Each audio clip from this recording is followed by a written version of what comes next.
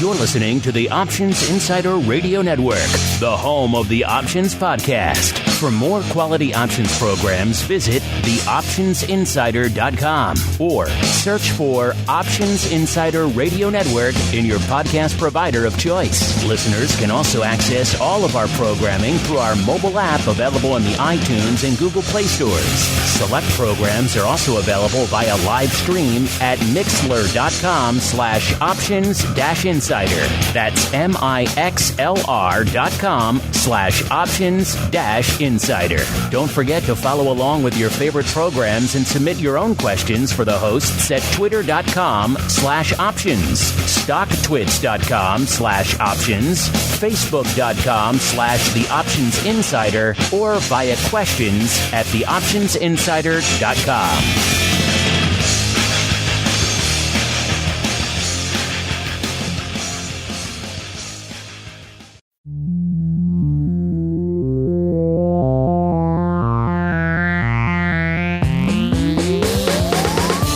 Join us now for the expert source for inside information on the options markets. It's time for Options Insider Radio with your host, Mark Longo.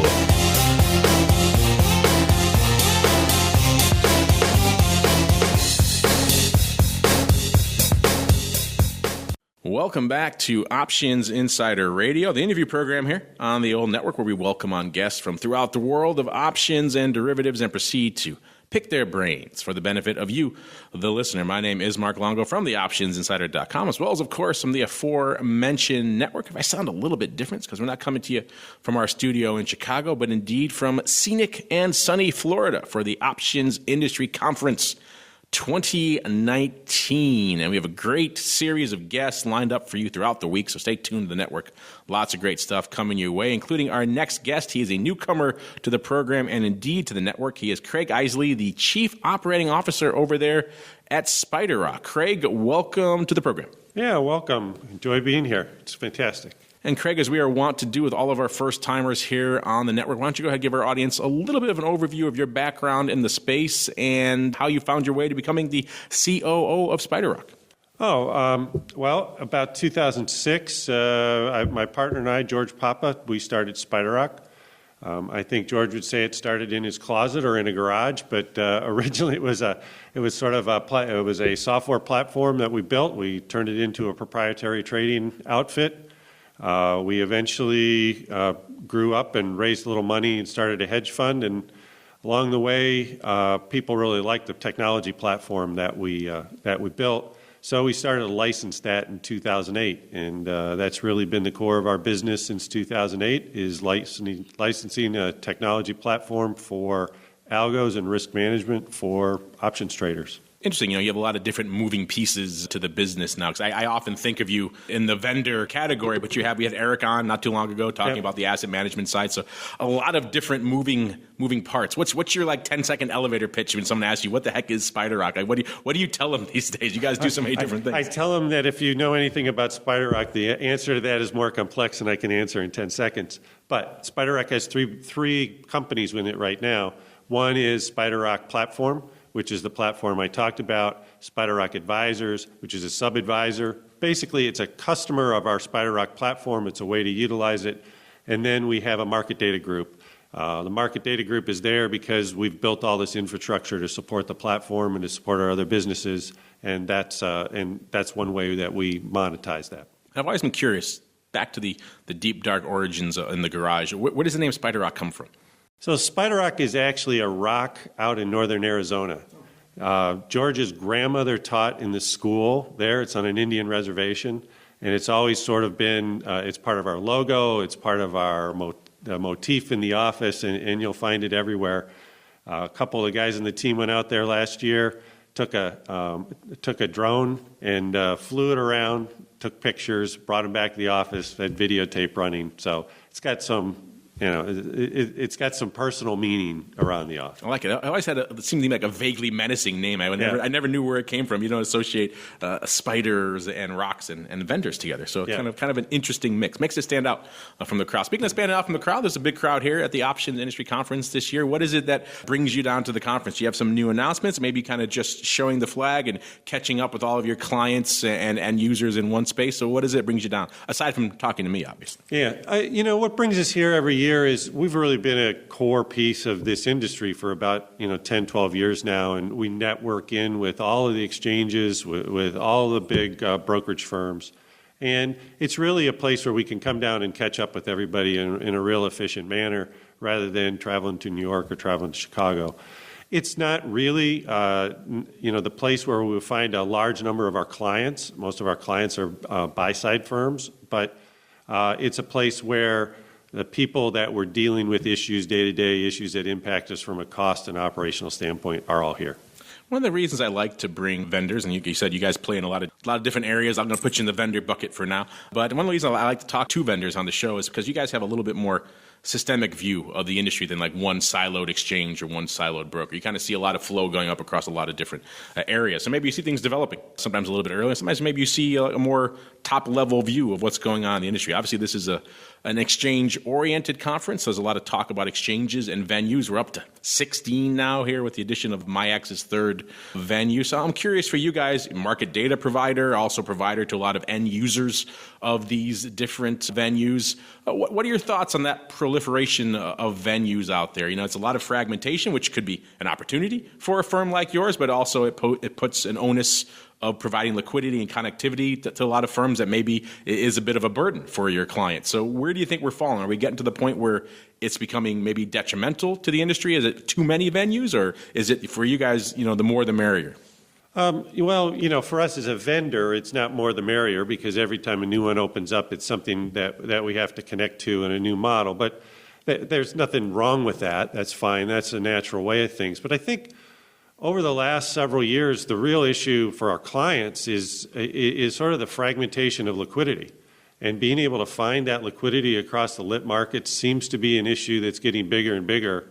And as our clients grow, it's really what they're seeking is where are they going to find the next bit of liquidity, and having to get into, instead of just the lit markets, having to get them into auctions and having to get them into a lot of these other market maker type venues to go, find that liquidity. And that's a lot of what we do is come up with new ways to do that.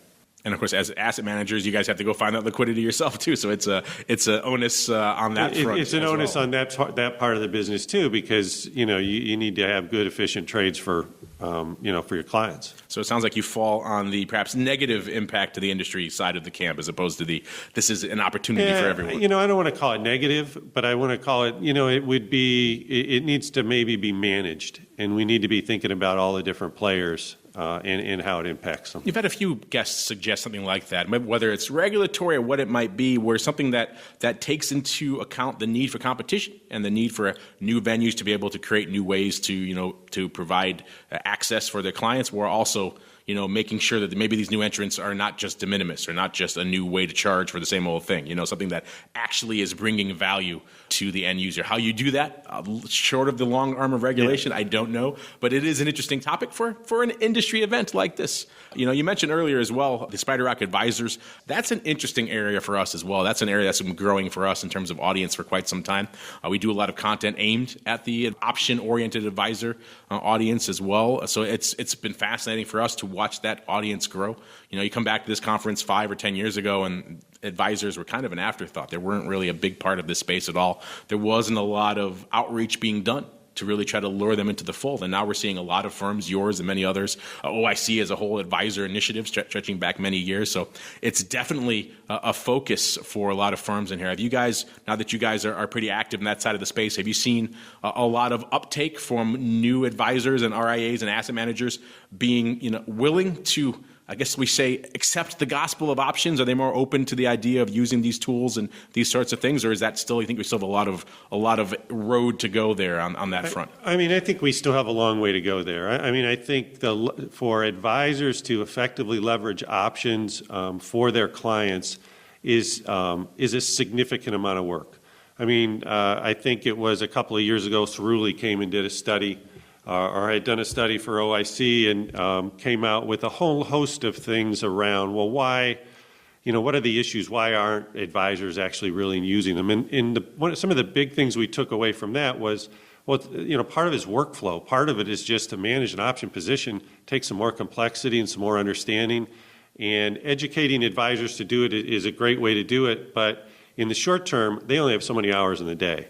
So that's really what SpiderRock Advisors, our business, is doing, is essentially providing a way for those advisors to have someone to help them do all that, to coach them to do it, and then to actually be able to manage the position. So we built this SpiderRock platform, several years ago, and it's used by big asset managers to manage, or big buy-side firms to manage options and options trading. But the way it gets used in SpiderRock Advisors is aggregating those, what is now, almost thousands of retail accounts through their advisors back into a very, very scalable way for SpiderRock Advisors to manage those positions, effectively providing an outsourced service for retail advisors. And we've tried to get into this space a couple of times over the years, and I think Eric Metz and his team is doing a fantastic job, and that business is growing gangbusters. So that's working really well. Yeah, it has been interesting. You're right. That is a pain point for a lot of the advisors out there, because maybe it's a knowledge thing. They don't really understand the product that well. Maybe they're a little intimidated. Or also, if they learn about them, let's say they learn about covered calls, and they decide they like that. They like that income component. But now they have to take that approach and scale it across maybe a bunch of small SMAs, and they have to roll them every month or every quarter. And it's a lot of, you're right, it's a lot of hand-holding, a lot of time involved when these guys are saying, hey, I really need to spend a lot of time, instead of rolling calls, I need to focus on growing my business, right, and meeting with clients and getting new clients. Right. It's not what they want to do. So they could come to you guys, I'm assuming, and you could say, okay, we'll roll your calls for you, maybe help you with strike selection, that sort of thing? That's what SpiderRock Advisors does. And, they work with them. They're obviously coaching them, and they're getting smarter. But there's a whole other element to it that we haven't really talked about, which is then being able to communicate out to the client the reporting, like how are you actually doing?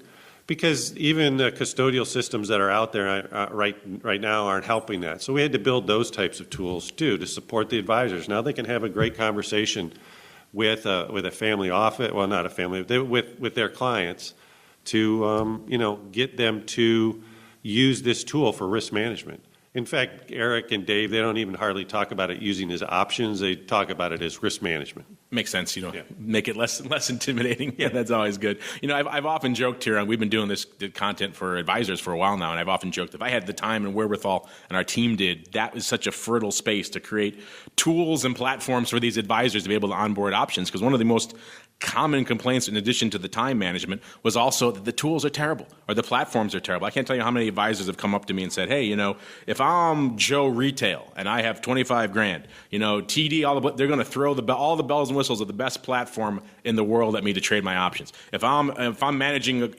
couple $100 million and I come to them and say, hey, I want to trade my stuff through your platform, I get some effectively backdoor, almost glorified Excel spreadsheet platform to do it on, and so a lot of them had to either not do it or kind of build their own, and it was a challenging space. So it sounds like this is an area that I think is ripe for opportunity for you guys. Yeah, I think so too, and it's been going extremely well, and we just keep going, we just keep building and keep growing it. And the interesting thing too about that is that we see a lot of these advisors, the one thing that they're so scared about, all of them, whether they're super sophisticated or just your basic 60-40 guy at a big wirehouse, is they're scared of the robos coming in, right, and encroaching on their territory. And it seems like options make a fantastic counterpoint to that, because they're still the high touch. They still offer the kind of thing that, for the most part, the robots can't do yet. And that they can also provide some sort of value added to their client, that guy who's just saying, okay, what's your age, what's your risk profile, 60-30, 10, 60-40, whatever the split is they want. Maybe if they get really crazy, they get 10% into gold. But, that seems like there is a lot of opening for those kind of advisors, because they also want to make themselves stand out from the crowd, right? In terms of marketing, in terms of returns. It seems like a platform like that could provide that for them, Craig. Yep. And that's the direction that those guys are headed, is to be able to provide that. Obviously, as the way people trade change and robo issues become more and more popular, but honestly, I believe there's just such a huge market out there, in particular in the RIA space, for being able to provide the service to the advisor versus the advisor being removed from the loop. Would you say that's fair to say that the advisor segment is the big growth area going forward for SpiderRock, or is it maybe more in the asset management? Is it more maybe in the traditional vendor? Where are you really focusing your efforts going forward? I would say, so SpiderRock Advisors is Eric and his team, and that's certainly a growth area for us. We've invested in it and made it work, but the core of what we do is still running the platform. In the last year, we've upgraded the platform from version 6 to version 7, have most of all our clients on version 7, providing a lot more functionality for our clients within that, expanded out our capability to trade futures, to trade options on futures, to trade equity options. We've always been able to trade equity options and equities. But, our clients and that side of the business are really pushing us to make themselves more efficient. So they want to trade an option, a future. They want to trade volatility. They don't care if that volatility is in the futures market or if that volatility is in the equity markets. They want one platform to be able to do that. And so we built out V7, which is what we call it, to be able to add those types of functionality to it in those types of markets. And, that's being very well received, and that's moving forward very well. That's the larger part of what we do. I'm not sure which side is growing faster. I'm sure the advisor side is growing faster right now, but they're both strategically very important. Yeah, it's interesting. We talk about things being siloed, and it's also important as a vendor not to be siloed. You can't just be a one asset class vendor anymore. If you come to someone and say, "Oh, we only do futures," or "We only do equities," or "We only do equity options," right? They're going to say thanks, but no thanks. Right? They need to be able to. You're right. They want to chase vol wherever it may be. And if you're limiting them as a vendor, you're going to get left by the wayside, it seems like. So it sounds like you guys have responded to that need with version 7. Yeah, we've responded to that need and trying to grow out that piece of the platform. I think the other need we talked about was also these are other sources of liquidity for them. So if they can't find that liquidity in the equity options market, they're going to go to the options on futures market. And none of these markets are perfect. They all have issues and they all have challenges. But it's growing and supporting what our clients need. You mentioned liquidity. That's another big topic at the conference down here is kind of the sourcing of liquidity and how robust that audience of liquidity providers is these days. We all know there's fewer of them than there used to be 5 or 10 years ago. They have many more burdens on them. We talked about connectivity earlier, but also pricing, risk, all these other regulatory, the technology. There's a lot of challenges on that part of the business. So one of the things I would take the pulse on at this conference every year is what can we do as an industry to maybe ease some of that burden, maybe incite new firms to the space for the first time in a while. So what do you think we could do on that front to maybe help get the liquidity ball rolling again on that side of the fence? Well, I don't know. That gets back into a question about market structure, partly, or is more exchanges better or worse? I don't know the answer to that.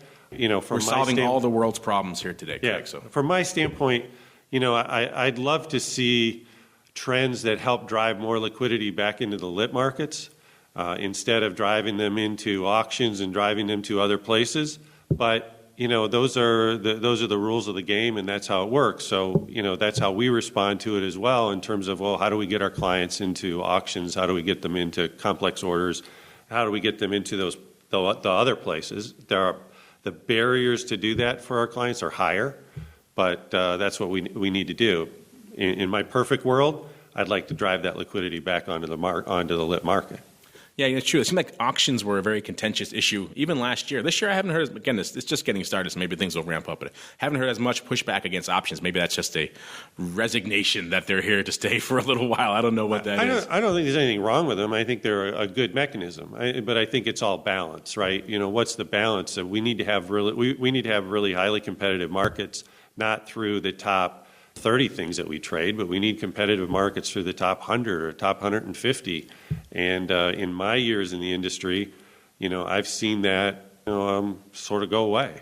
So that to me that's an issue in terms of new entrants coming into the space. Yeah, we always like checking in with Henry Schwartz. He does his State of the Industry here every year. And whenever he posts that number of how many names account for half of the volume this year, it's always a depressing slide because it's fewer and fewer. Keeps going every down year. and Yes. down and down, right? It's not trending in the right direction. So that's something I think, people have talked here about maybe mitigating strikes or doing something else, but something you're right to get that. Cause we don't need front month at the money SPY or Apple liquidity. That's fine. You're right. It's beyond those top 25 names or even top 10 names in some cases to really where it's beyond front month, beyond at the money, getting out there a little bit. How do you incentivize people to stand in there and make a decent market in those, right? And I don't know if anyone's really cracked that nut yet. And in the fragmentation and those issues, those aren't the only thing driving. And I mean, ETFs are obviously a lot more popular than they used to be. That takes away from single names, which drives some of this liquidity issue too. So I'm not trying to lay that particular issue any place, but I'm in an overall sense from an industry health standpoint,